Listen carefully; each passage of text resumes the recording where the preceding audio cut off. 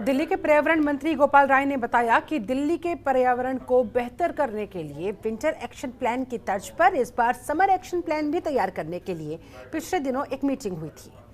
तमाम डिपार्टमेंट्स के साथ ये मीटिंग हुई। 14 पॉइंट एक्शन प्लान तैयार हुए। 12 दीर्घकालिक प्लान है। 2 प्लान पर अभी काम होगा। जल बोर्ड, फॉरेस्ट डिपार्टमेंट, डीपीसीसी, तीनों एमसीडी के अधिकारी इसमें शामिल हुए। 12 अप्रैल से 12 मई तक एंटी ओपन बर्निंग कैंपेन चलेगा। 10 विभाग की 500 टीमें इसके लिए बाकायदा काम करती नजर आएगी। तो समर एक्शन प्लान क्या है सरकार का? 10 विभाग की 500 टीमें इसमें लगाई जाएंगी जो काम करेंगी। 12 अप्रैल से ओपन बर्निंग के खिलाफ खास अभियान चलाया जाएगा। 15 अप्रैल से 15 मई तक एंटी रोड डस्ट कैंपेन भी चलेगा। इसके अलावा 78 स्वीपिंग मशीनें, 587 वाटर स्प्रिंकलिंग मशीनें भी लगाए जाने का प्लान। दिल्ली वाले अपने घरों और बरामदे में अर्बन फार्मिंग कर सकें। रोड साइड पर ग्रीन कवर बढ़ाया जाएगा। ग्रीन पार्कों का विकास किया जाएगा, उन्हें मेंटेन किया जाएगा, रखरखाव किया जाएगा। औद्योगिक प्रदूषण के खिलाफ 20 अप्रैल से डीपीसीसी स्पेशल ड्राइव भी शुरू करेगी। दिल्ली में झीलों का भी विकास किया जाएगा, उन पर भी ध्यान दिया जाएगा। इस तरह से सरकार ने ये समर एक्शन प्लान तैयार किया हुआ है। सिटी फॉरेस्ट को भी डेवलप करने का इसमें जिक्र है। पराली को लेकर दिल्ली सरकार की तरफ से रियल टाइम स्टडी की जाएगी ताकि पराली के धुएं पर कैसे कंट्रोल किया जा सके, जो सर्दियां शुरू होने के समय जी का जंजाल बन जाती है। इस पर बाकायदा पूरी रिसर्च होगी। ट्री प्लांटेशन पॉलिसी की भी मॉनिटरिंग करने की बात कही गई। 80% पौधों का ट्रांसप्लांटेशन किया जाएगा। जुलाई से दिल्ली में सिंगल यूज प्लास्टिक भी पूरी तरह से बैन होगी।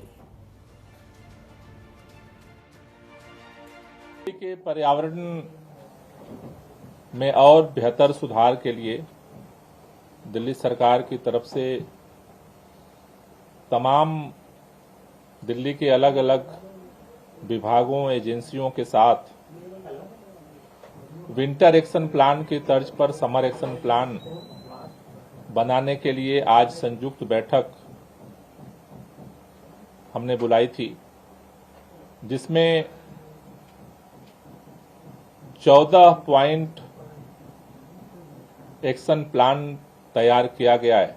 डीपीसीसी, तीनों एमसीडी, डीडीए, एनडीएमसी, राजस्व विभाग, Delhi fire service, irrigation flood department, जल बोर्ड, फॉरेस्ट डिपार्टमेंट, ये तमाम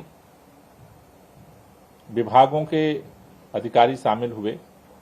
जिसमें जो सबसे पहला पॉइंट है, क्योंकि समर में आग लगने की घटनाएं लगातार हो रही हैं, तो एंटी ओपन बर्निंग कैंपेन जो है वो कल से यानी 12 अप्रैल तक 1 महीने का ये सघन अभियान चलाने का निर्णय लिया गया है, जिसमें 10 विभाग सम्मिलित होंगे और लगभग 500 टीमें, जिनमें से कुछ टीमें डे में काम करेंगी और कुछ टीमें नाइट में काम करेंगी पेट्रोलिंग का। जो लैंडफिल साइड है वहां पर बार बार आग लगने की घटनाएं हो रही हैं, उसके लिए एमसीडी को स्पेशल मॉनिटरिंग के लिए निर्देश दिए गए हैं। साथ ही साथ अभी जो वहां पर लैंडफिल साइड में ओजोन गैस बन रही है, उसका तात्कालिक कोई टेक्नोलॉजिकल सलूशन हो सकता है, क्या तरीके हो सकते हैं, इसको जानने के लिए तमाम जो एक्सपर्ट्स हैं, जैसे डीपीसीसी के, आईआईटी दिल्ली, पर्यावरण विभाग, टेरी, डीटीयू, सीएसई, ऐसे जो तमाम एक्सपर्ट्स हैं, उनकी एक ज्वाइंट मीटिंग 21 अप्रैल को हम बुला रहे हैं, जिससे कि इसका कोई टेक्नोलॉजिकल सलूशन निकालने की तरफ हम लोग बढ़ सकें। वृक्षारोपण में जैसा आप सब जानते हैं कि दिल्ली सरकार हर साल ग्रीन बेल्ट बढ़ाने के लिए काम कर रही है। उसको लेकर के कल दिल्ली के सचिवालय में ही सभी विभागों की ज्वाइंट मीटिंग बुलाई गई है और पिछले साल जो हमारा टारगेट था, लगभग 31 लाख पौधे लगाने का टारगेट था, हमने 35 लाख कवर किया है। तो कल हम मेगा ट्री प्लांटेशन का जो है अभियान के लिए सारा डिजाइन तैयार करेंगे। इसका जो नोडल विभाग होगा वो फॉरेस्ट विभाग को जिम्मेदारी दी गई है कि इस पूरे को अभियान को जो है वो कोऑर्डिनेट करेगा। खबरों के निष्पक्ष विश्लेषण के लिए सब्सक्राइब करें Janatantra TV and press the bell icon. Never miss any update.